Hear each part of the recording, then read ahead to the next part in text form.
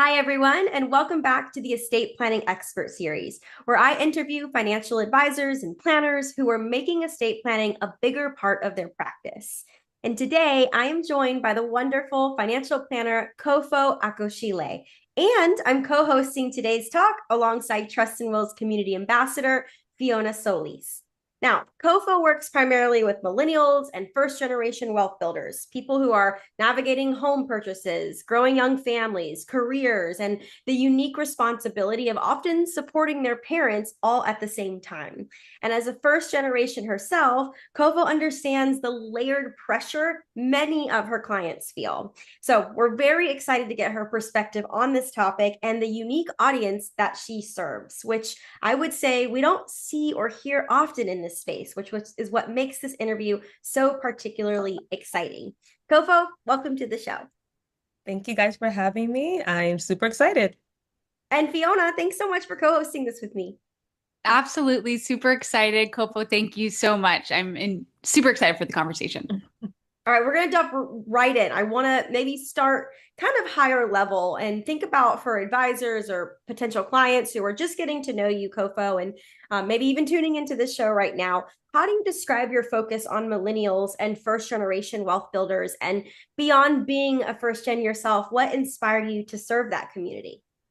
Well, it really does go hand in hand, right? Like you said, I am an immigrant myself. I'm from Nigeria, and was brought up in a culture that said you need to work hard, Mhm. make money, take care of your family. It's like, okay, cool. It led to me being very ambitious, which is great. But as a millennial, I want to have fun too. Like, I want to live my life.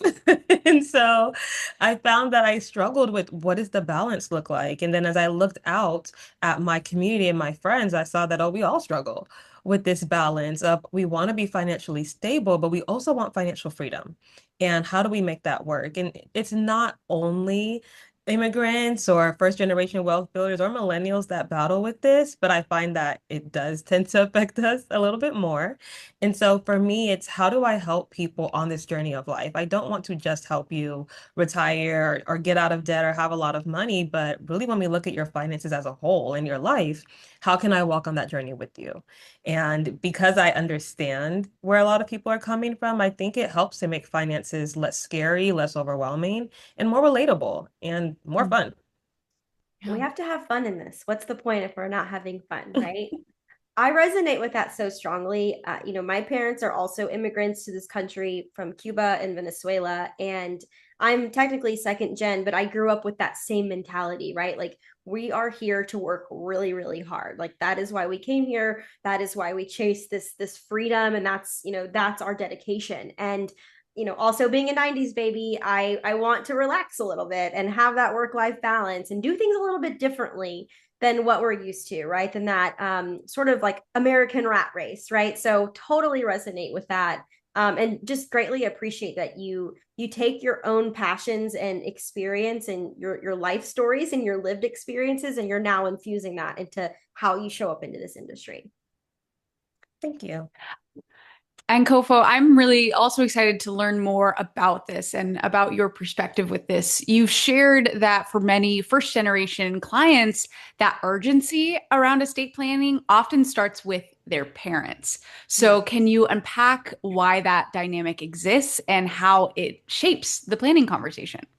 Definitely. It's a really, really big thing. And even a thing that I would say people don't realize is important to them, right? Because it's so innate within them. Whether that's your first generation because you are an immigrant, first or second generation, or your first generation wealth builder to where you're the first one in your family to break free of certain cycles of going to college or getting a good job, whatever it might be. There's this pressure, if you will, of man, my parents who brought me here, my parents who gave me this opportunity, my parents who sacrificed for me, they didn't know this, right? Mhm.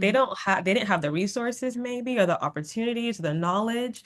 And so Mhm. now that you're the first person to gain this knowledge and have these opportunities, yes, you want to take care of yourself. And for people who want to have their own family, it's how do I make sure the next generation is good? But then you Mhm. realize as the first person to kind of start this, you also have to, reach back, right, and help with your Yeah. parents, whether that's you're helping because it's on you, and that's the pressure that's been put on you. For some people, it's I want to take care of them, right? They've done so much for me. How do I make sure they're going to be okay? And so I do find that having that conversation with people, especially millennials, where they might not have their own family yet, but they want to support their parents. They want to make sure Mhm. that whenever something happens to their parents, they know what to do, right? Yeah. So it could be from a place of I don't want to be overwhelmed. I don't want to be stressed out. I want things to go smoothly because I have to make the decisions. Or for some people, if they've worked so hard, how can I help take care of them in that I love aspect? that. I think that's so wonderful. I think in general, estate planning sometimes starts with the parents, but I think even more so for first generation clients and people because their parents, are coming to a new place, literally starting a whole new legacy. So I think the children really want to help their parents protect that in a legal and legitimate, amazing way. So I think it's so perfect and it ties hand in hand with that. Yep. Exactly. I could not agree with you more. And often too, like, first generation families are leaving everything Mhm.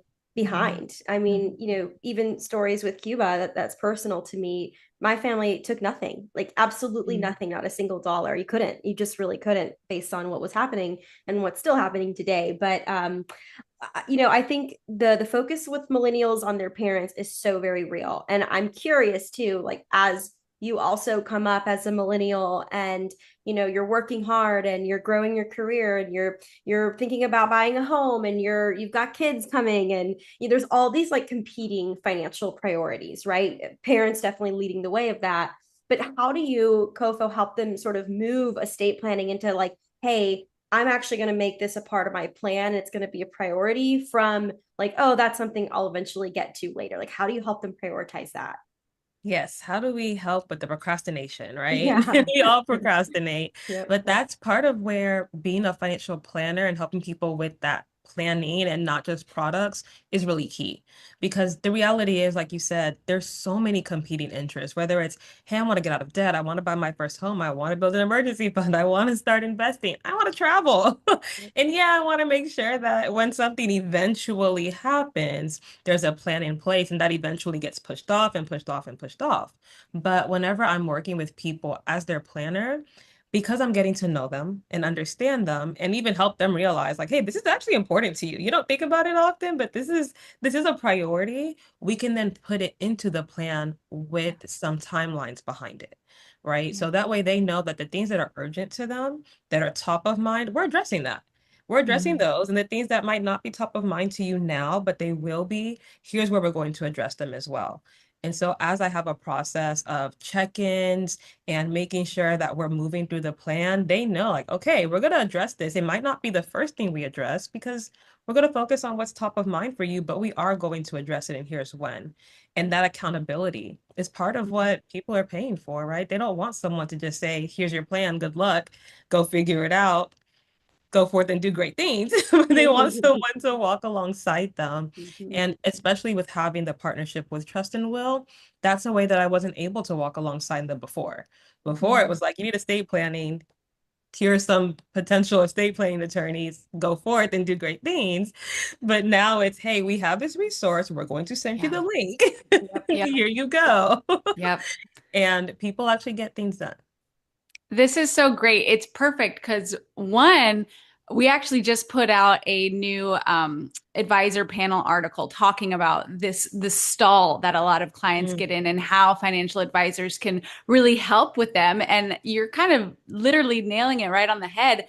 Successful advisors, they stay with their clients in the stall. They're a part of it. They're involved. They're not just one and done, send them to the other guy. They're really a part of the process too. And you kind of already started talking about it as well, but I wanted to ask this question. So, before integrating estate planning with trust and will into your process, cost was often a real big barrier for your clients. So, how has that increasing accessibility changed the engagement and the follow through for you and what you've been seeing?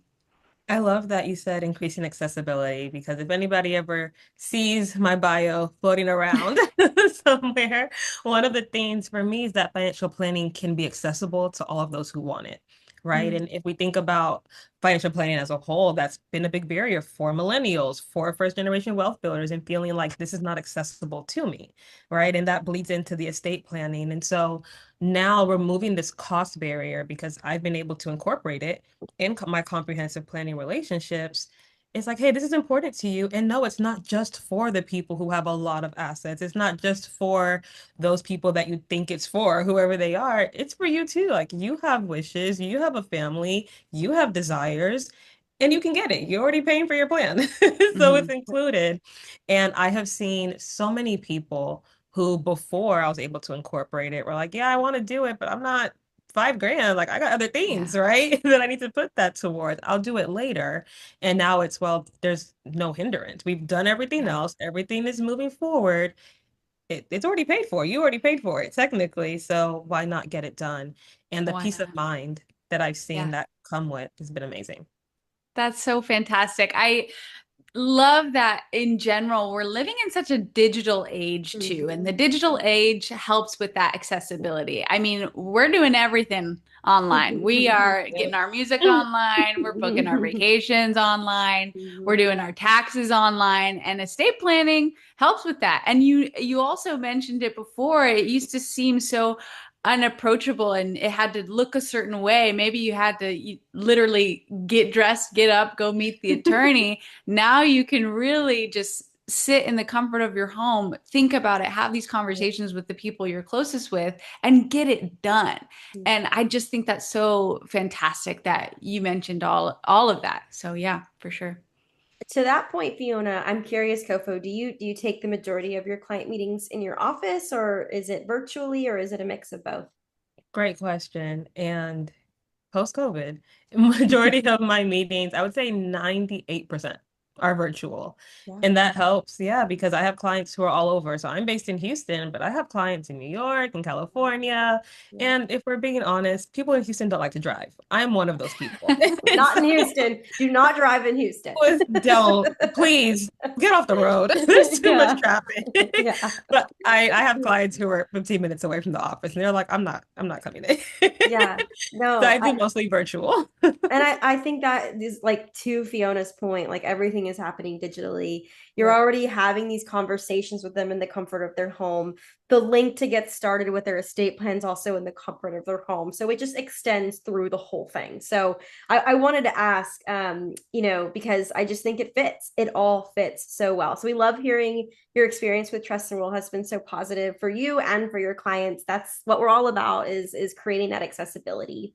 Now, there are advisors out there who believe in holistic planning, but they still feel hesitant to introduce estate planning. They still think about the old pathway of just kind of referring out to an attorney and just leaving it there. Maybe they're not being present with their clients in the stall. It's coming up every 2 years, and then it's a quick question and then doesn't really get talked about again until the next 2 years. What advice would you give them based on your experience? My advice would come from, I guess, like you said, experience and things that I've been through. So in my 10 years now of being a financial planner, I've had two clients pass away, Mm, both before the age of 35, both within my first 5 years actually wow. of doing this. And one of them had a kid, one was single but had assets. And that was before I had the ability to partner with Trust and Will, right? And so there's certain things that we did set up that I was so happy that I could help them with and educate them on and set up their family for, but they didn't have estate planning set Mm, up. And so while I was proud, I remember being at the funeral and thinking, I want to make sure that if I'm at anybody's funeral ever again, I know in my heart, like I've done what I could do. mm, I brought the resources, I asked them the questions. Whatever they chose to do was on them, but I had peace that I did all that I could do at that time. Right. And so now with this ability and this resource, I mean, if you're a planner and you say that you care about your clients and you're holistically planning, that's kind of the question that I would say to ask yourself is when you get that phone call, if you get that phone call that something's happened to them, how confident are you going to be? How much peace of mind are you going to have that I did all that I could do for this person mm. and for their family? So that would be my advice, right? People are trusting us to at least bring up the conversations. We can't force anyone to do anything, but it's knowing that we help them with that barrier. And I have a lot of peace of mind and joy about that. Oh, That's huge. that's it's seriously huge. I think Mhm. like just talking to you, Kofo, and your heart in it, you are an advisor who really obviously believes in Trust and Will's mission of just making it accessible and helping everybody build their legacy. And but it's also you're such a perfect poster of an advisor who really incorporates that and cares because that's what we want. And that is what's most important. And it's so fantastic that your heart that you put into it. And like, thank you for sharing that story about those two clients and how it kind of kicked this into gear for you to know that this is something I want to incorporate and this is something that is worth protecting for every single person that you work with. So thank you. I love that story. Thank you. And I think it's a beautiful note to end on. We usually keep these short and sweet. We could probably keep talking for like another 20 minutes. I really appreciate your background, your story. I think you're fabulous. So thank you, Kofo, for joining us today and sharing more about how you serve this generation of clients that are maybe misunderstood and misserved and underserved. That's what I'm trying to say. And you're here doing the work. And I hope that more planners tuning into this get inspired by you to maybe take on this type of work that you're doing and with who you're doing it with. And I think they'll all be very inspired by you as well. So if you are still tuned in and you're in our audience, there are a couple of ways you can go to learn more about Trust and Well. Maybe you're an advisor looking to get started. Maybe you're someone who needs help with your estate planning. You can head over to trustandwill.com or trustandwill.com/advisors. There's also a little QR code at the bottom left of the screen here. Feel free to whip out your phone and scan it. It'll take you right to those pages. We look forward to seeing you on our next episode. Thank you so much, everyone. Kofo.